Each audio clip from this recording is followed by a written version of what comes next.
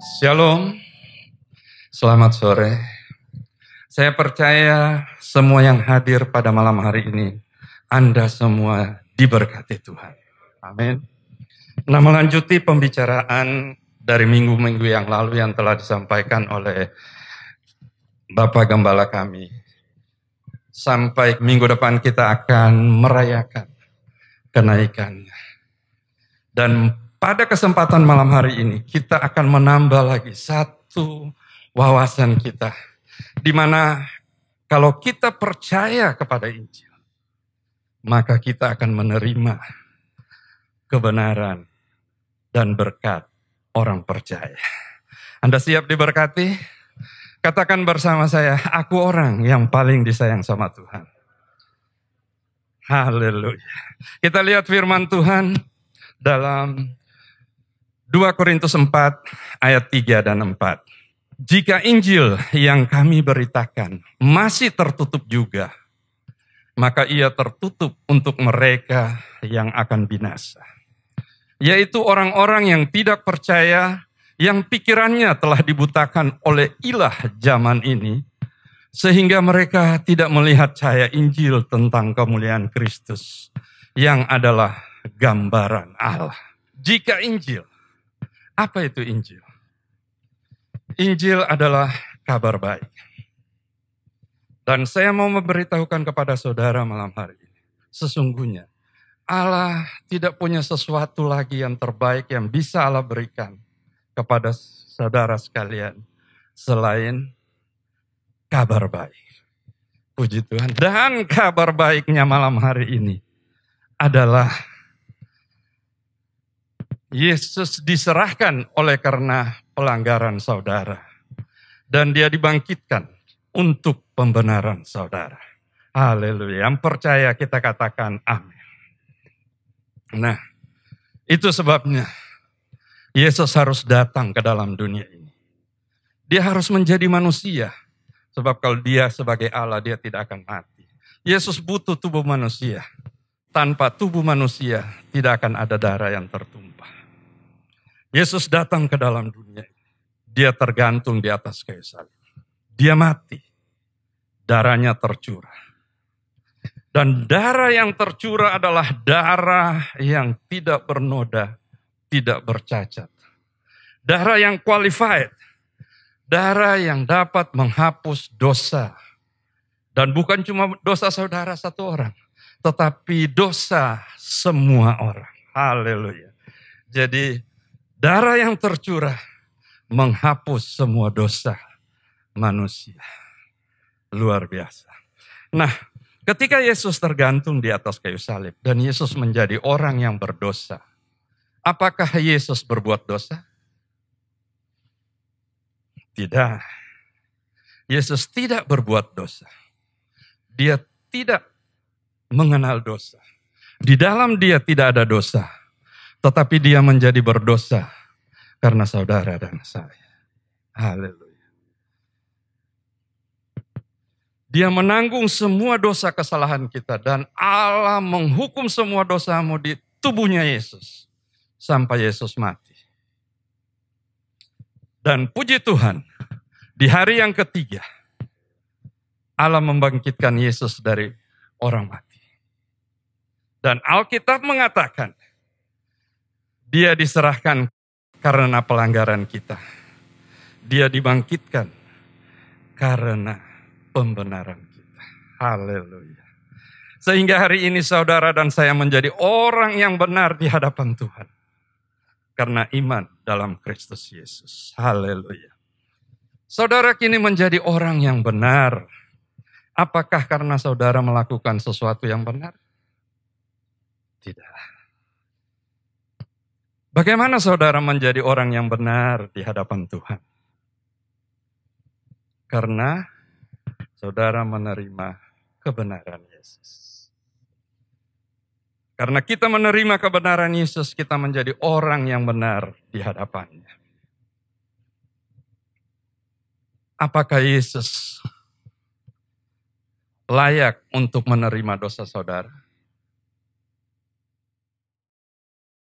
Apakah saudara layak untuk menerima kebenarannya? Tidak.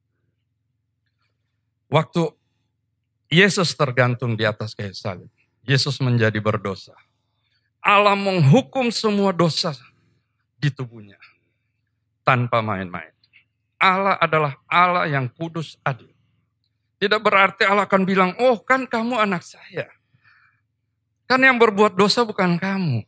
Jadi saya akan memperlakukan kamu sebagai anakku. No, tidak. Allah adalah Allah yang kudus dan adil. Allah harus menghukum semua dosa. Tidak pandang bulu. Dan Allah memperlakukan Yesus sebagaimana Allah memperlakukan orang yang berdosa.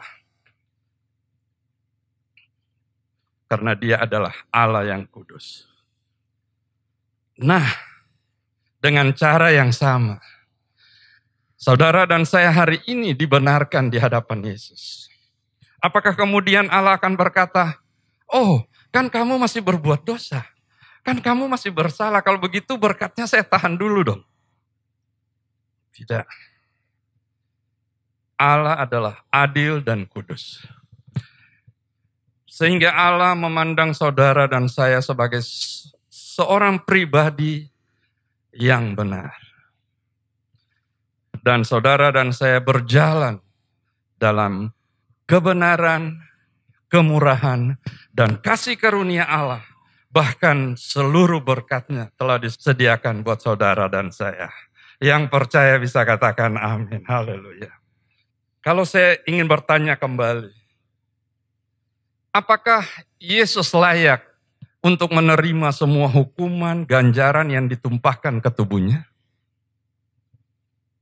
Tidak. Apakah saudara layak untuk menerima semua berkat dan kemurahan Tuhan? Tidak. Tetapi, apakah Yesus menanggung semua dosa kesalahan kalian di atas kayu salib? Ya, berarti saat ini apakah saudara layak untuk menerima semua berkat dan kebaikan Tuhan? Yes, haleluya. Puji Tuhan, inilah kebenaran yang sesungguhnya. Dan sangat disayangkan, tadi dikatakan, jika Injil yang kami beritakan masih tertutup juga, maka ia tertutup untuk mereka yang akan binasa. Yaitu orang-orang yang tidak percaya, yang pikirannya telah dibutakan oleh ilah zaman ini, sehingga mereka tidak melihat cahaya Injil tentang kemuliaan Kristus, yang adalah gambaran Allah. Nah, yang dimaksud dengan ilah zaman ini adalah iblis.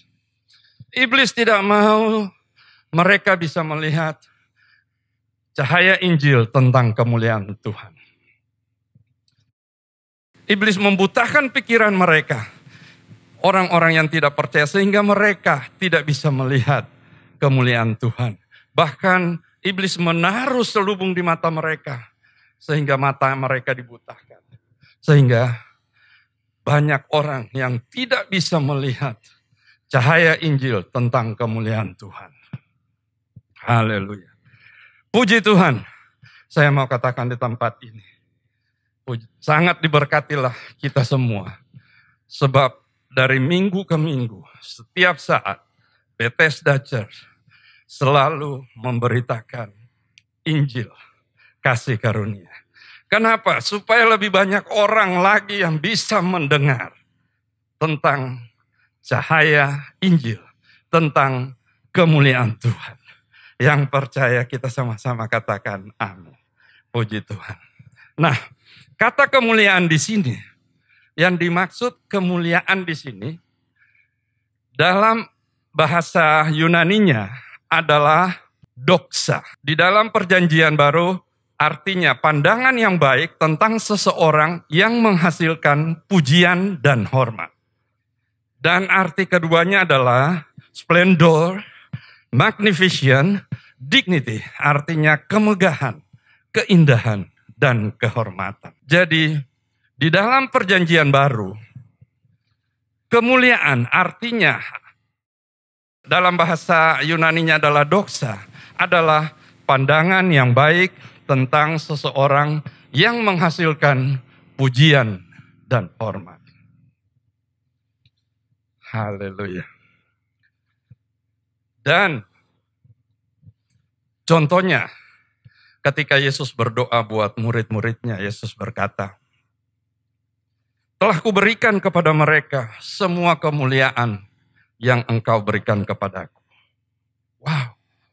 Yesus berdoa kepada murid-muridnya mengatakan, dia telah memberikan semua kemuliaan yang Bapa berikan kepadanya. Dan kabar baik buat saudara dan saya. Hari ini Tuhan bilang begini. Pandangan yang baik yang engkau miliki di dalam aku, yang menghasilkan pujian dan hormat, juga telah kuberikan buat semua orang percaya. Haleluya. Kita yang percaya sama-sama kita katakan amin. Haleluya. Nah, itu sebabnya di ayat selanjutnya dikatakan demikian. Dalam Roma 5 ayat 1-2 dikatakan, sebab itu kita yang dibenarkan karena iman, kita hidup dalam damai sejahtera dengan Allah oleh karena Tuhan kita Yesus Kristus. Oleh Dia kita juga peroleh jalan masuk oleh iman kepada kasih karunia ini. Di dalam kasih karunia ini kita berdiri dan kita bermegah dalam pengharapan akan menerima kemuliaan Allah. Nah, sebab itu kita yang dibenarkan karena iman. Siapa di antara kita di sini yang menyadari saudara dibenarkan karena iman? Haleluya. Dan saya mau kasih tahu, kita dibenarkan karena iman, bukan karena perbuatan saudara dan saya.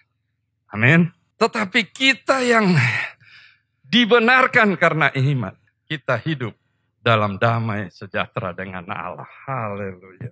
Kalau Anda hidup dalam damai sejahtera dengan Allah, saya mau kasih tahu, pasti Anda akan memperoleh rasa damai. Hidupmu akan damai sejahtera. Kau akan damai walaupun di mana Anda berada, dengan teman-teman, dengan keluarga, akan terasa damai itu ada di dalam hati dan sekelilingnya. Benar? Dan rasa damai ini tidak dapat dibeli dengan uang. Tidak dapat dinilai dengan uang. Sebab ketika saudara menyadari, waduh, damainya luar biasa. Saya mendapatkan kedamaian di mana saya hidup dalam damai sejahtera dengan Allah. Haleluya. Dan oleh Dia kita juga peroleh jalan masuk oleh iman kepada kasih karunia ini. Jadi kita memperoleh jalan masuk oleh iman kepada kasih karunia. Sekarang saudara dan saya, oleh karena Dia, kita mempunyai akses. Akses supaya kita bisa berdiri karena kasih karunia. Jadi kita sekarang punya akses di dalam kasih karunia, sehingga kita bisa berdiri dan bermegah dalam pengharapan. Dan kalau kita berdiri di dalam kasih karunia, saya mau kasih tahu sama saudara, kemanapun dan apapun saudara melangkah, kasih karunia Tuhan senantiasa selalu ada bersama-sama dengan saudara. Amin. Saya pernah mengalami dan ini sering kali saya tidak tahu. Kalau sering saya pergi misalnya lagi ada di mall misalnya gitu, ketika saya mau makan, saya ajak istri saya, kita masuk ke dalam satu restoran. Waktu kita masuk ke dalam, restorannya sepi. Tapi setelah kami berada di dalam memesan makanan, mulai pesan, lihat kiri kanan tiba-tiba mulai ada orang masuk, mulai lagi ada yang masuk. Lah, sampai saya bilang, loh tadi kita masuk kayaknya cuma kita berdua, kok sekarang jadi rame gitu. Kenapa? Karena kasih karunia Tuhan selalu ada bersama kita. Amin. Nah, kita bukan hanya bisa berdiri di atas kasih karunia Tuhan, tapi kita juga bermegah dalam pengharapan akan menerima kemuliaan. Jadi kita bermegah dalam pengharapan. Saudara dan saya, apakah saudara setiap hari punya pengharapan dalam Tuhan? Amin. Nah, kata pengharapan di dalam Alkitab tidak sama dengan pengharapan orang dunia. Kata pengharapan di dalam Alkitab sangat berbeda. Kalau di dunia kita ketemu teman pasti cuma bilang, ya mudah-mudahan, saya harap Anda bisa. Gitu. Saya harap. Gitu. Tidak ada kepastian. Tetapi pengharapan dalam Tuhan itu pasti. Betul? Nah, kata pengharapan di dalam bahasa Yunaninya adalah elpis. Yang artinya confidence, expectation of good in the future. Jadi di dalam Alkitab mengatakan bahwa kita punya pengharapan yang pasti. Kita harus punya confidence. Kita punya keyakinan yang pasti dalam Tuhan bahwa setiap hari akan ada hal-hal yang baik yang Tuhan akan berikan di dalam hidup saudara dan saya. Amin. Kita selalu percaya diri Tuhan sangat baik. Setiap hari kita percaya maka hal-hal yang baik juga yang akan terjadi di dalam hidup saudara dan saya. Dan kita bukan hanya berdiri di dalam pengharapan, tetapi kita juga akan menerima kemuliaan Allah. Artinya setiap hari kita punya pengharapan, kita akan menerima kemuliaan Allah, di mana kita punya keyakinan percaya bahwa Allah punya pandangan yang baik terhadap saudara dan saya. Jadi setiap hari senantiasa kita menyadari, waduh, apa yang akan terjadi bagiku hari ini? Tapi saya percaya, Engkau sangat baik bagiku. Engkau pasti akan memberikan yang terbaik bagi saya. Setiap hari saya sadari, Engkau adalah Allah yang sangat baik. Kalau saya katakan, bukan saja kita akan menerima kemuliaannya, dan Allah mempunyai pandangan yang baik terhadap saudara. Maka kalau saya bisa simpulkan lagi, kalau saya katakan, Allah sangat sayang sama saudara. Betul? Keadaan kita sering berubah-berubah. Mungkin saudara sedang gagal, mungkin saudara berbuat salah, terus saudara akan merasa, waduh, tentu orang akan memandang saya begini dan begitu. Tetapi percaya, Tuhan selalu memandangmu sebagai orang yang dikasihi. Amin. Engkau adalah anaknya yang dikasihi. Tetap Tuhan memandangmu yang baik. Dan keberadaanmu di dalam Tuhan, Tuhan akan bilang begini, engkau tetap orang yang benar, orang yang kudus, tidak bernoda, tidak bercacat celah. Di mata Tuhan, Dia selalu memandang saudara dan saya seperti Dia memandang anaknya yang sangat mulia, kudus. Sehingga kita yang berada di dalam Dia, kita selalu memiliki harapan dan pandangan yang baik dari Tuhan. Keadaan kita memang bisa berubah. Kadang-kadang kita bisa marah, terkadang mungkin kita bisa berbuat salah, atau mungkin kita bisa gagal. Tetapi sekali lagi saya mau ingatkan, kedudukan saudara di mata Tuhan tetap kekal. Jadi itu sebabnya saya mau katakan, jangan mengukur dirimu berdasarkan keadaan.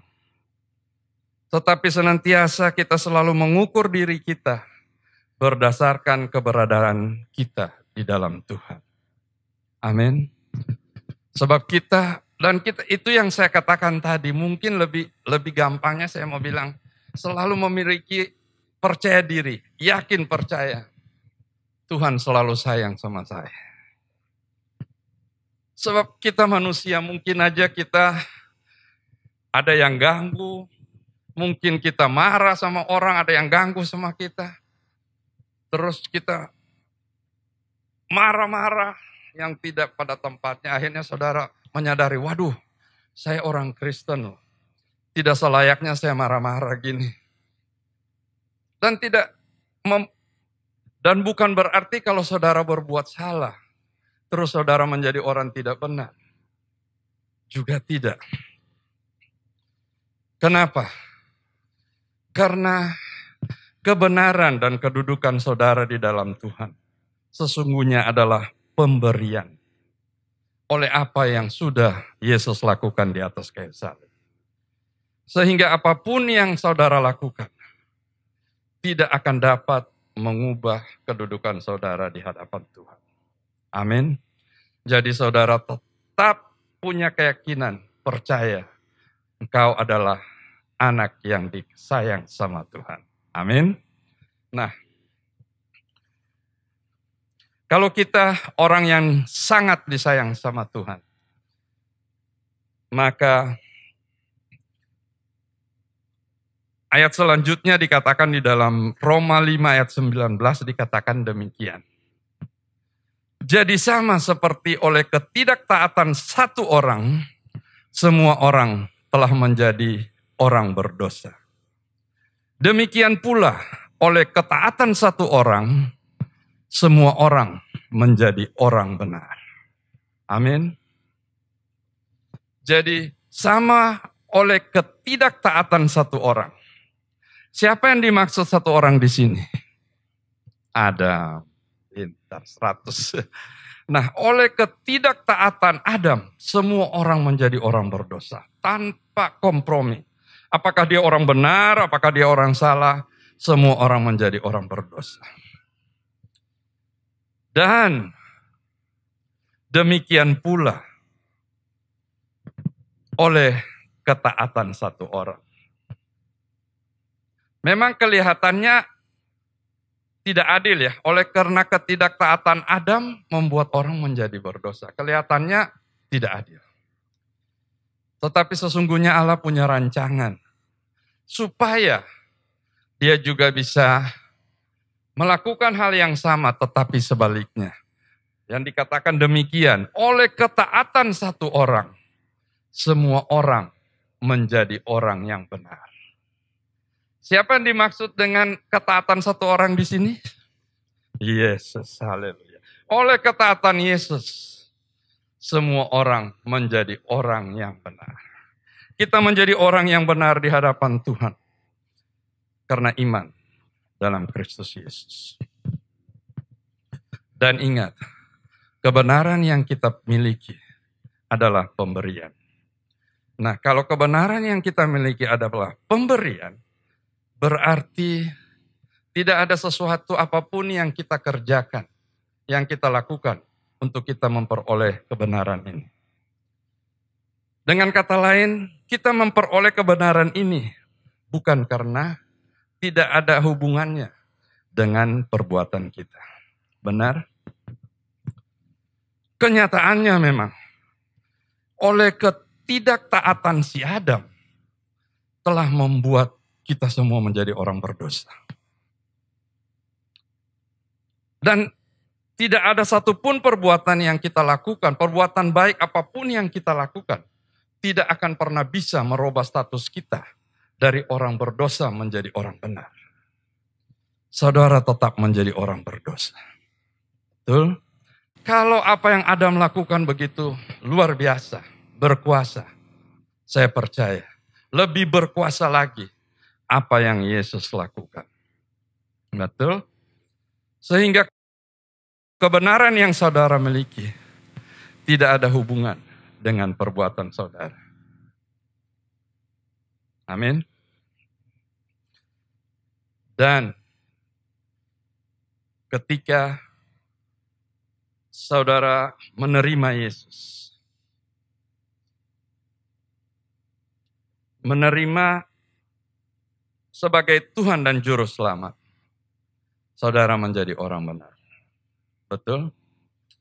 Kalau tadi dikatakan oleh karena ketidaktaatan si Adam, kita menjadi orang yang berdosa. Sehingga hari ini ketika kita menerima Tuhan sebagai Tuhan dan Juru Selamat kita menjadi orang yang benar. Betul? Nah, ketika kita menjadi orang yang benar, apakah karena ketaatan kita?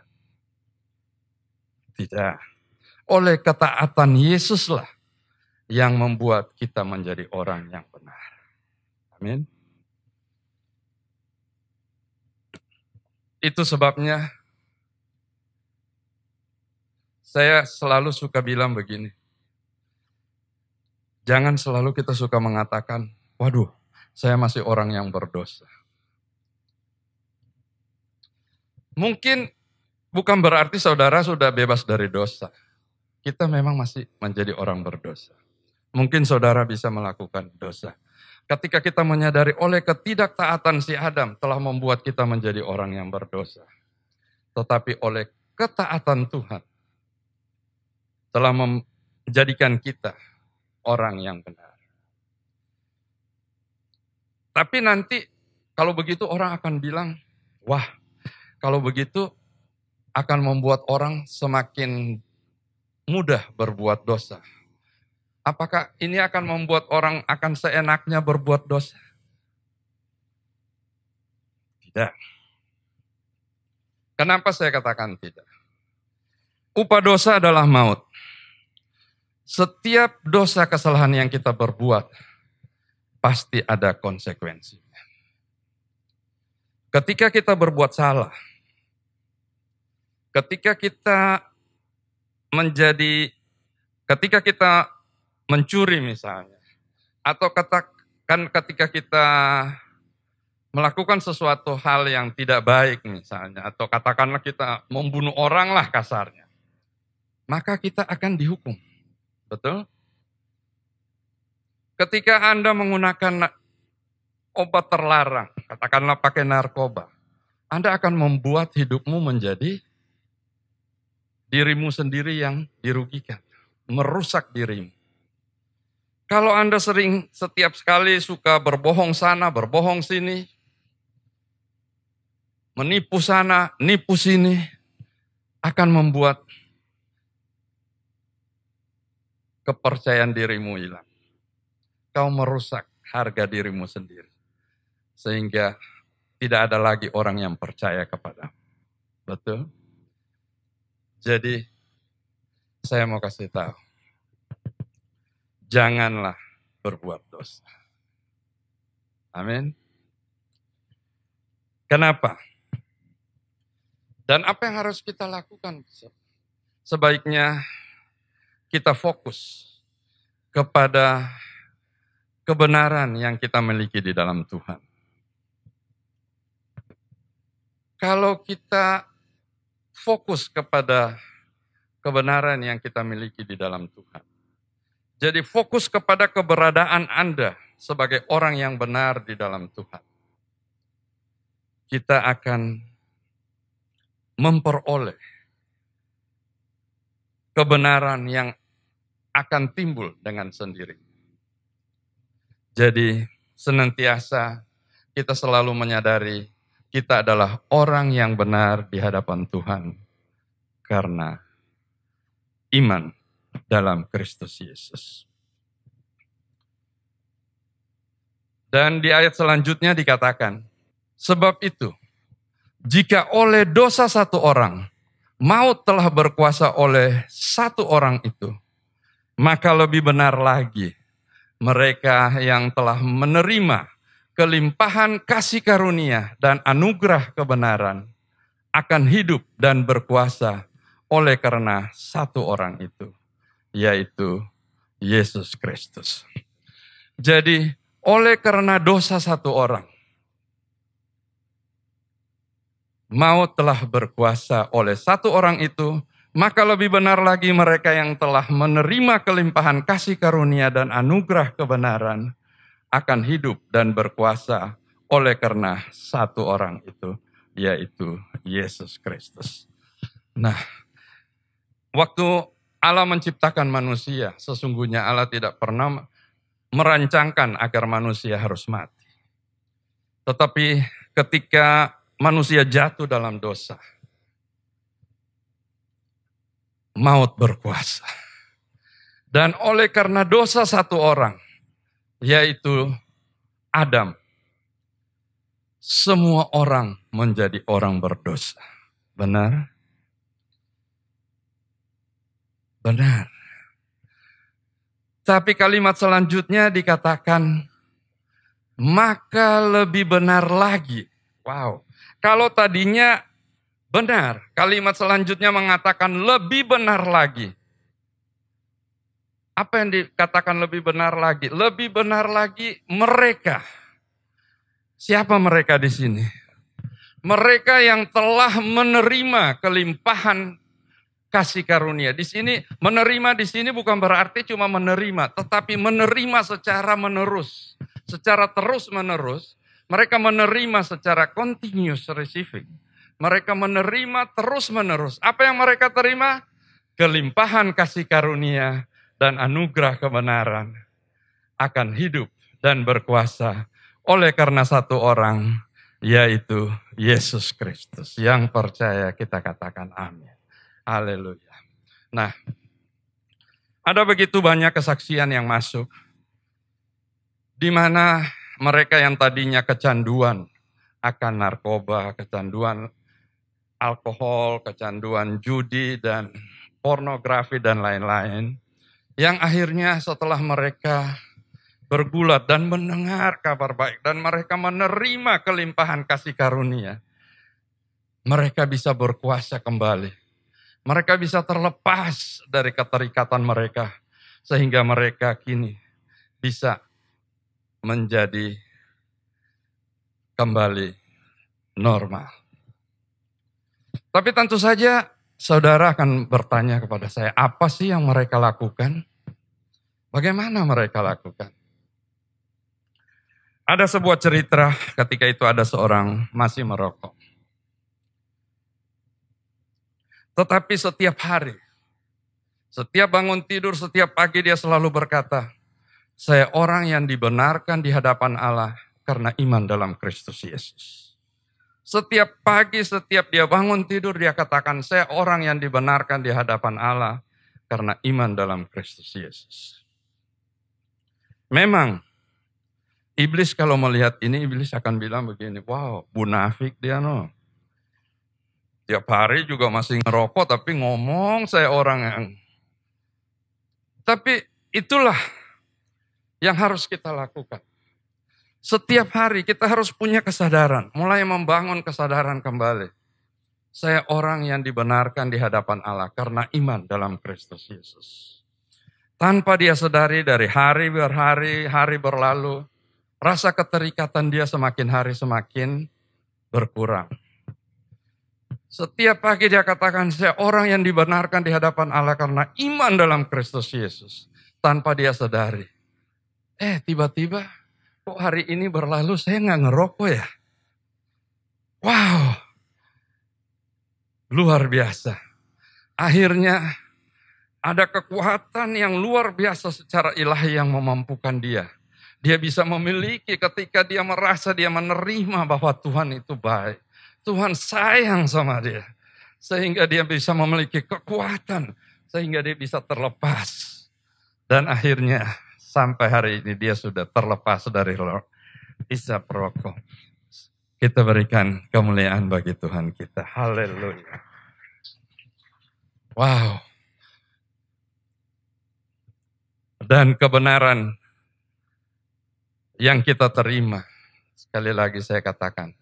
Bahwa kebenaran yang kita terima adalah pemberian oleh apa yang telah Yesus lakukan di atas kayu salib. Jadi tidak ada sesuatu yang harus kita perbuat sehingga kita memperoleh kebenaran ini. Dan kebenaran ini tidak ada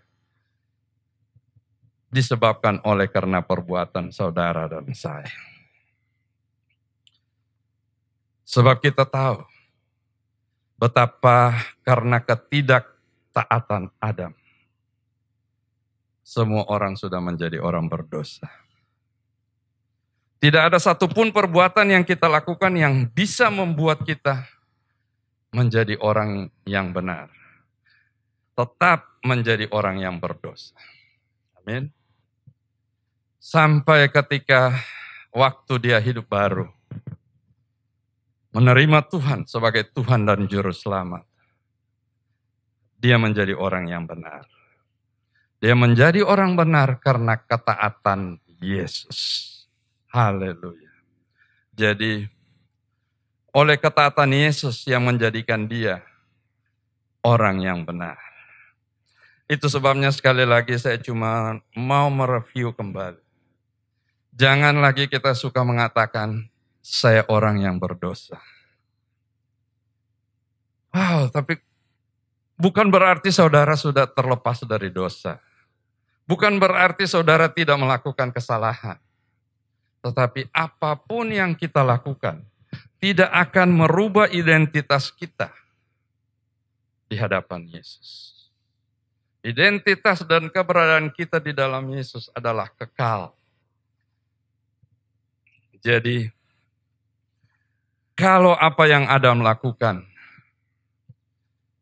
begitu berkuasa, saya percaya apa yang Yesus lakukan lebih berkuasa lagi.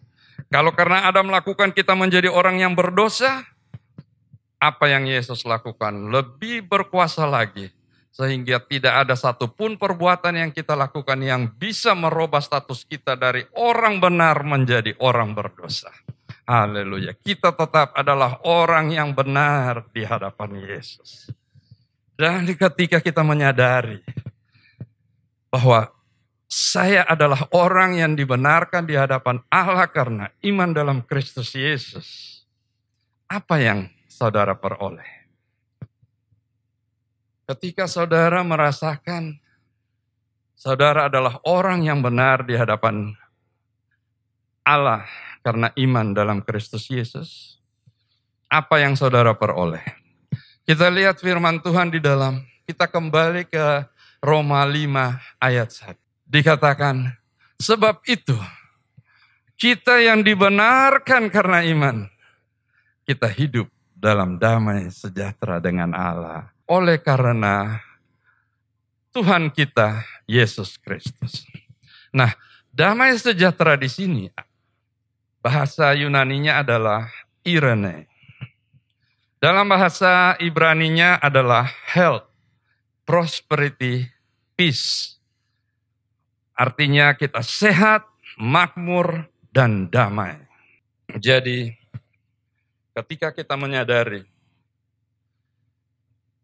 akan kuasa kematian dan kebangkitan Tuhan Yesus. Ketika kita menyadari saya orang yang benar di hadapan Allah karena iman dalam Kristus Yesus.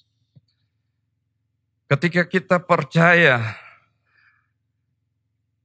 akan Injil, percaya akan kabar baik, percaya akan apa yang telah Tuhan lakukan di atas kayu salib buat saudara dan saya, maka saudara akan memperoleh hidup yang sehat. Kita akan memperoleh, kita akan diberkati, tidak kekurangan, dan kita akan memperoleh damai sejahtera. Haleluya. Yang percaya sama-sama kita katakan amin. Tapi sangat disayangkan ya, sampai hari ini masih banyak orang yang tadi di awal dikatakan, bahkan masih banyak orang Kristen yang masih merasa, bahkan mereka ditutupkan mata mereka, sehingga pikirannya telah ditutupi oleh ilah zaman ini, sehingga mereka tidak bisa melihat Injil kemuliaan Kristus. Tapi puji Tuhan, saya percaya Semua yang hadir di tempat ini malam hari ini, saudara semua sangat diberkati. Saudara sudah mendengar Injil. Saudara sudah mendengar kabar baik.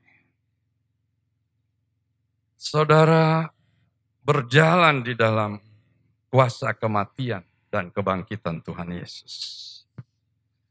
Saudara percaya Injil. Saudara sudah percaya kabar baik.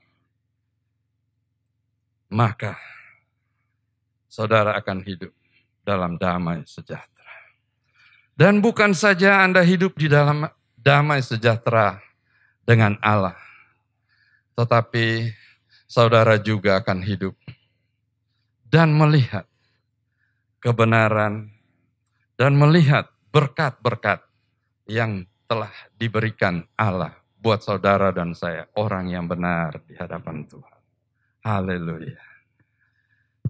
Sungguh sangat berbahagialah ketika saudara menyadari saudara adalah orang yang dibenarkan di hadapan Allah karena iman. Deklarasikan setiap hari. Katakan, saya orang yang dibenarkan di hadapan iman dalam Kristus Yesus. Setiap bangun tidur, deklarasikan. Sebab tadi dikatakan kalau kita selalu yakin percaya saya orang yang dibenarkan karena iman dalam Kristus Yesus. Kita sudah berjalan di dalam kematian dan kebangkitan Tuhan Yesus. Sehingga kita menjadi orang yang benar saat ini. Kita akan menerima damai sejahtera dan hidup di dalam Allah. Dan kalau kita hidup dengan Allah, kita juga bukan cuma memperoleh damai sejahteranya, tetapi Dia juga telah menyediakan berkat-berkat yang luar biasa. Berkat orang benar diberikan buat saudara dan saya. Segala puji syukur hormat hanya bagi kemuliaan namanya. Di dalam nama Tuhan Yesus, semua yang percaya dan mau menerima berkat-Nya, sama-sama kita katakan, amin, amin, haleluya.